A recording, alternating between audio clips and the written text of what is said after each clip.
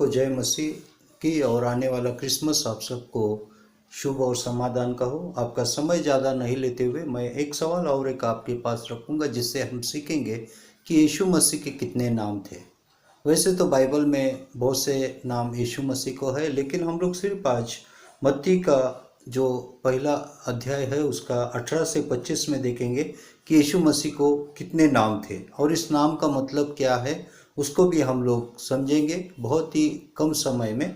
तो सबसे पहले अगर आप 1 का 21 देखेंगे तो वहाँ पे लिखा है कि वह पुत्र जनेगी और तू उसका नाम यीशु रखना, क्योंकि वह अपने लोगों को उनके पापों से उद्धार देगा।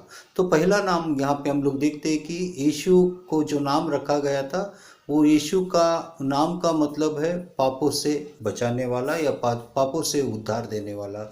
और दूसरा नाम अगर आप देखेंगे 1:23 में लिखा है कि देखो एक कुंवारी गर्भवती होगी और एक पुत्र जनेगी और उसका नाम इमानुएल रखा जाएगा, जिसका अर्थ है परमेश्वर हमारे साथ है। तो इमानुएल का मतलब जो है परमेश्वर हमारे साथ है। और तीसरा नाम अगर आप देखेंगे मत्ती के 1:18 में शुरू में लिखा है कि यीशु मसीह का जन्म, तो यीशु मसीह, तो तीसरा नाम जो है उसको नाम मसीही या क्राइस्ट नाम उसको आ गया। तो अभी सवाल ये है कि क्यों यीशु मसीह को 3 नाम दिए गए थे।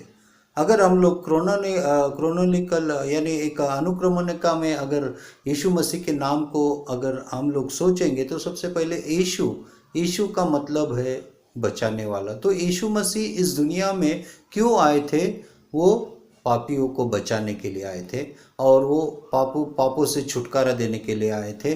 और इसके लिए हम लोग देखते हैं कि यीशु को यह नाम दिया गया था कि ताकि वो लोगों को पाप से मुक्तता करे। और दूसरा नाम जो है इमानुएल का मतलब है परमेश्वर हमारे साथ है।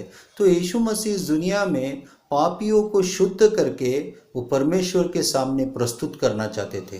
और परमेश्वर के सामने कोई भी अपवित्र या पापी व्यक्ति डायरेक्टली नहीं जा सकता। और यीशु मसीह ने कहा है कि मार्ग मैं ही हूँ, सत्य मैं ही हूँ, मेरे बिना कोई भी पिता के पास नहीं जा सकता। और ये तीनों बातों को समझ के अगर हम यीशु के द्वारा उद्धार पाते हैं तभी हमको यीशु मसीह हमें परमेश्वर के ओर प्रस्तुत करता है, सामने प्रस्तुत करता है। और तभी परमेश्वर हमारे साथ या हम परमेश्वर के साथ में या उसके उपस्थिति में हम रहने के योग्य बन सकते हैं। और तीसरा नाम जो है मसीहा का मतलब क्राइस्ट, अनॉइंटेड वन या अभिषिक्त व्यक्ति। तो यहाँ पे हम लोग देखते हैं कि यीशु मसीह अभी इस दुनिया से चले गए, लेकिन एक दिन वो आएंगे और जो उसके विश्वासी है उनको ले जाएंगे।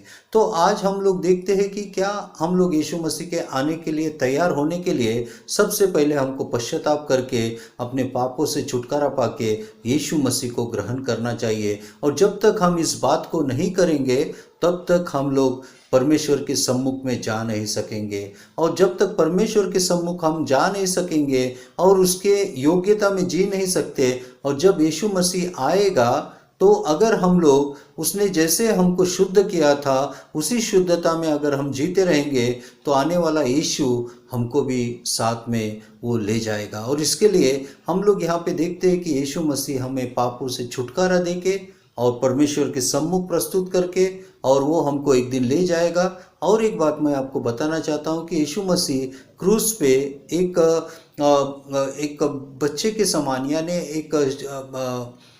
एक भेड़ के बच्चे के समान वो मर गए और हमारे लिए मारे गए। लेकिन वो जब आएगा तो एक सिंह के समान वो आएगा और तभी हमको पश्चाताप करके कोई लाभ नहीं होगा। और इसके लिए आज हमको मौका है इस क्रिसमस के समय में सिर्फ हमको बाकी चीज़ों के ऊपर ध्यान न देते हुए अपने आत्मिक चीज़ों के ऊपर ध्यान देते हुए पश्चाताप बहुत ही ज़रूरी है, क्योंकि परमेश्वर पश्चातापी व्यक्ति से प्यार करता है। और उसी तरह से हमको शुद्ध होकर परमेश्वर के सामने आके और उसी तरह से एक दिन जब यीशु मसीह आएगा तो हमको सबको ले जाएगा। सबको जय मसीह की, हैप्पी क्रिसमस। और आने वाला नया साल भी आपके लिए शुभ और समाधान का हो जाएगा। धन्यवाद।